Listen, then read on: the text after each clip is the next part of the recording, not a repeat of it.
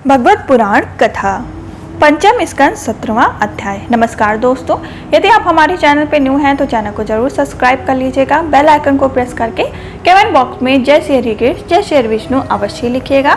यदि आप गर्भवती माता हैं तो आप इसको प्रतिदिन प्रातः काल के समय या शाम काल के समय अवश्य ही सुने, जिससे आपको शेष कर्म करने वाली संतान की प्राप्ति हो। जैसी संतान की आप कामना करते हैं श्री हरि विष्णु की कृपा से आपको वैसी संतान की प्राप्ति हो। यदि आप हमारे चैनल पर न्यू हैं तो आप इसको प्रथम स्कंद से अवश्य ही सुने, जिससे आपको इसका पूरा सार समझ में आए और इसका पूरा फल प्राप्त हो। 17वां अध्याय प्रारंभ। जय श्री हरि कृष्ण। गंगा जी का विवरण और भगवान शंकर कृत संकर्ष देव की स्तुति। श्री सुखदेव जी कहते हैं, राजन, जब राजा बलि की यज्ञशाला में साक्षात यज्ञ मूर्ति भगवान विष्णु ने त्रिलोकी नापने के लिए अपना पैर फैलाया, तब उनके बाएं पैर के अंगूठे के नख से ब्रह्मांड कट्ठा ऊपर का भाग फट गया। उस क्षेत्र में होकर जो ब्राह्मण से बाहर की जल की धारा आई, वह उस चरण कमलों को धोने में उसमें लगी हुई केसर के मिलने से लाल हो गई थी। उस निर्मल धारा का स्पर्श होते ही संसार के सारे पाप नष्ट हो जाते हैं, किंतु वह सर्वथा निर्मल ही रहती है।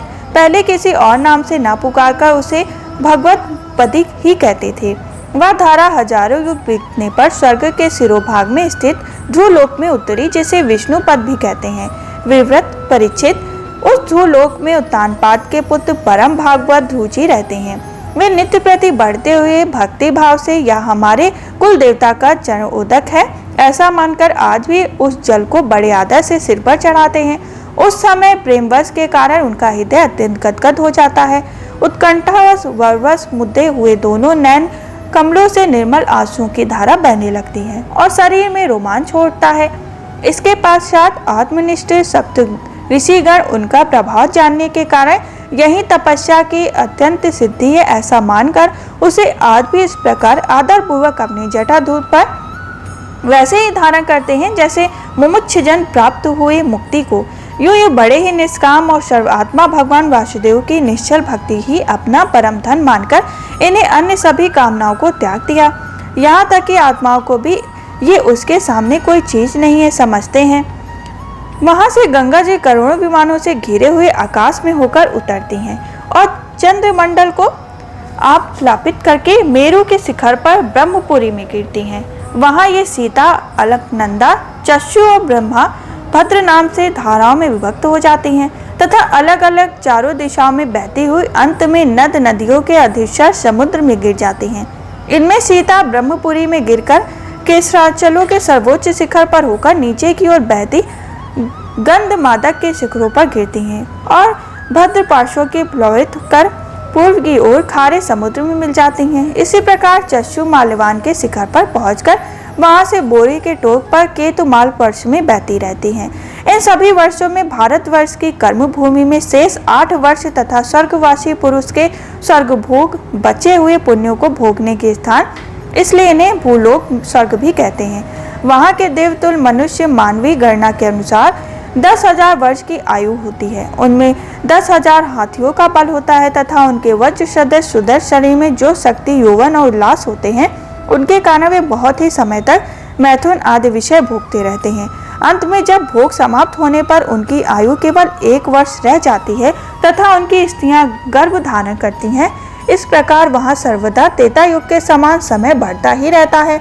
वहाँ ऐसे आश्रम, भवन और स्वर्ग पर्वतों की घाटियाँ, जिनके सुंदर वन उपवन सभी ऋतुओं के फूलों के गुच्छे, फल, नूतन फलों की शोभा, भार से झुकी हुई डालियां और लताओं वाले वृक्षों से सुशोभित होती हैं। इन 9 वर्षों में परम पुरुष भगवान नारायण वहाँ के पुरुषोत्तम अनुग्रह करने के लिए इस समय भी अपनी विभिन्न मूर्तियों में विराजमान रहते हैं। इलाव्रत वर्ष में एकमात्र भगवान शंकर ही पुरुष हैं। श्री पार्वती जी के शाप को जानने वाला कोई दूसरा पुरुष वहां प्रवेश नहीं करता, क्योंकि वहां जो जाता है वही स्त्री रूप हो जाता है। इस प्रसंग का हम आगे 9वें स्कंद में वर्णन करेंगे। वहां पार्वती जी एवं उनकी अरबों खरबों दासियां सेवित भगवान शंकर परम पुरुष परमात्मा वासुदेव, प्रद्युम्न, अनिरुद्ध और सत्संग संग चतुर्मूर्तियों में अपनी करुणा रूपा सत्संग नाम की तम प्रधानता चौथी मूर्ति का ध्यान मनुचित विग्रह के रूप में चिंतन करते हैं और इसका मंत्र उच्चारण करते हुए इस प्रकार स्तुति करते हैं। भगवान शंकर कहते हैं, ओम जिसने सभी गुणों को अभिक्त होते हुए उन अनंत और अव्यक्त मूर्ति ओमकार स्वरूप परम पुरुष भगवान को नमस्कार है। भजनी प्रभु, आपके चरण कमल भक्तों का आश्रय देने वाले तथा आप स्वयं संपूर्ण ऐश्वर्य के परम आश्रय हैं। भक्तों के सामने आप अपना भूत भावन संपूर्ण पूर्णता प्रकट कर देते हैं तथा उन्हें संसार बंधन से भी मुक्त कर देते हैं, किंतु आप भक्तों को उस बंधन में डालते रहते हैं। आप ही सर्वेश्वर हैं, मैं आपका भजन करता हूँ। प्रभु, हम लोग क्रोध के आवेग को नहीं जीत सके तथा हमारी दृष्टि तत्काल पाप से लिप्त हो जाती है, परंतु आप तो संसार का नियमन करने के लिए निरंतर साक्षी रूप उसके सारे व्यापारों को देखते रहते हैं, तथापि हमारी तरफ आपकी दृष्टि पर उन मायकी विषयों तथा चित्त की वृत्तियों का नाम मात्र भी प्रभाव नहीं पड़ता। चित्त चंचल हो जाने के कारण नाग पत्नियां लज्जावश आपकी पूजा करने में असमर्थ हो जाती हैं। वेद मंत्र आपकी जगत की उत्पत्ति, स्थिति और लयता का कारण बताते हैं, परंतु आप स्वयं इन तीनों विकारों से रहित हैं, इसलिए आपको अनंत कहते हैं। आपके सहस्त्र मस्तकों पर भूमंडल सरसों के दाने के समान रखा हुआ है। आप तो यह भी नहीं मालूम होता कि वह कहाँ स्थित है। जिनसे उत्पन्न हुआ मैं अंगकार रूप अपने त्रिगुण में तेज से देवता, इंद्र और भूतों की रचना करता हूँ। वे विज्ञान आश्रय भगवान ब्रह्मा जी भी आपके ही महत्व संसंग प्रसंग प्रथम गुणमय स्वरूप महत्व तत्व अंगकार, इंद्र अभिमानी देवता, इंद्रियां और पंचभूत आदि हम सभी डोरी में बंधे हुए पक्षी के समान आपकी क्रिया शक्ति के वशीभूत रहकर आपकी ही कृपा से इस जगत की रचना करते हैं।